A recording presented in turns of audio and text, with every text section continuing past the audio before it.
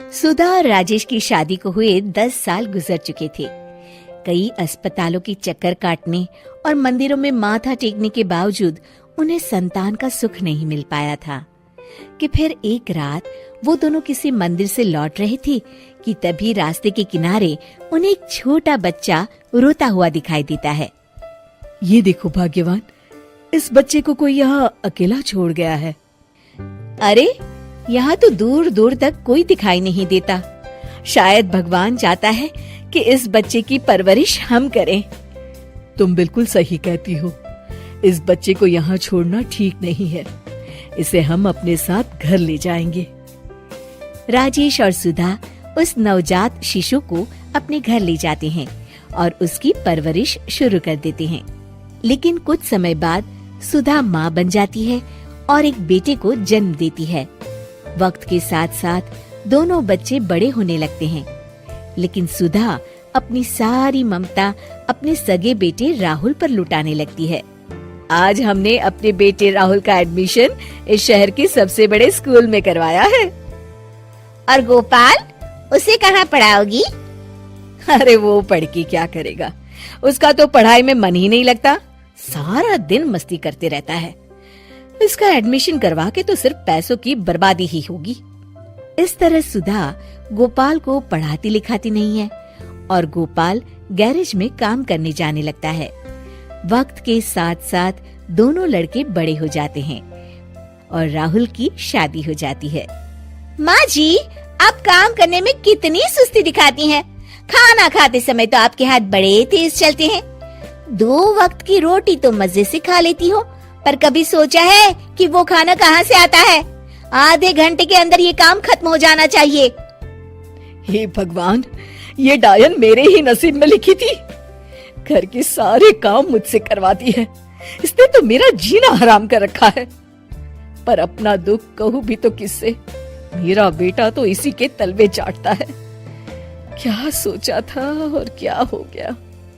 फिर एक दिन, ये लो, हमारी शिमला की टिकट आ गई है। तुम जाने की तैयारी शुरू कर दो। अरे, मैंने तो सारी तैयारी पहले ही कर ली है। अरे बेटा, मैं और तेरे बाबूजी भी कब से वैष्णो देवी जाना चाहते हैं।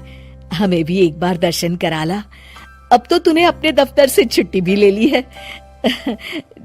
तो हम साथ चलेंगे ना? माँ, तुम मेरी छुट्टियां खराब करना चाहती हो क्या? हाय दिन तो तुम बीमार रहती हो। तुम क्या चाहती हो? तुम्हें अपने साथ ले जाकर मैं एंजॉय करूंगा कि तुम्हें लेकर वहाँ अस्पतालों के चक्कर लगाता फिरूंगा? ये तू क्या कह रहा है बेटा? भला अपनी माँ से कोई इस तरह बात करता है? अरे वाह माँ जी, उम्र हो चली है और घूमने फिरने का शौक अभी तक गया नहीं।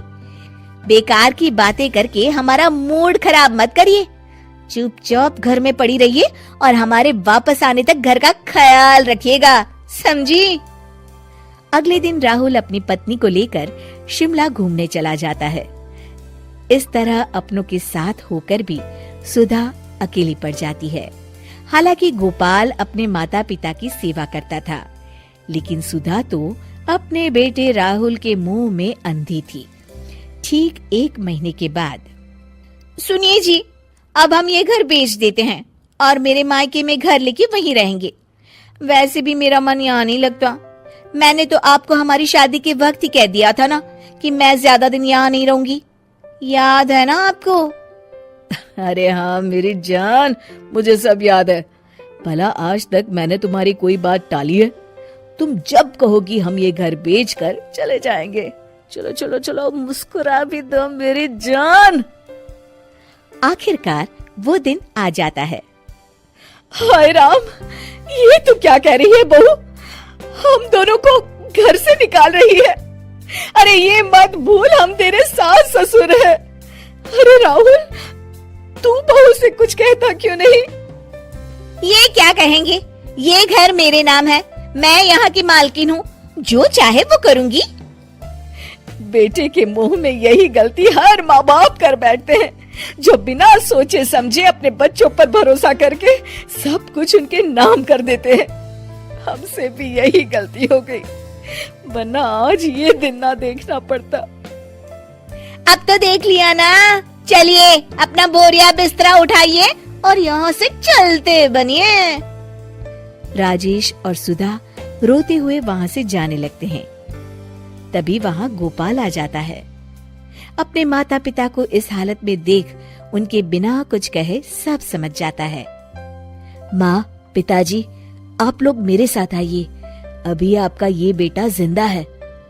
लेकिन बेटा, चिंता मत करिए, आप दोनों के आशीर्वाद से मैं इस लायक बन चुका हूँ कि आप दोनों के सर पर एक छत और साथ ही 2 वक्त सुकून की रोटी खिला सकता हूँ। अपने प्रति गोपाल का समर्पण और कर्तव्य निष्ठा देख सुधा और राजेश की आंखों में आंसू आ जाते हैं। चुग चुग जी मेरे लाल,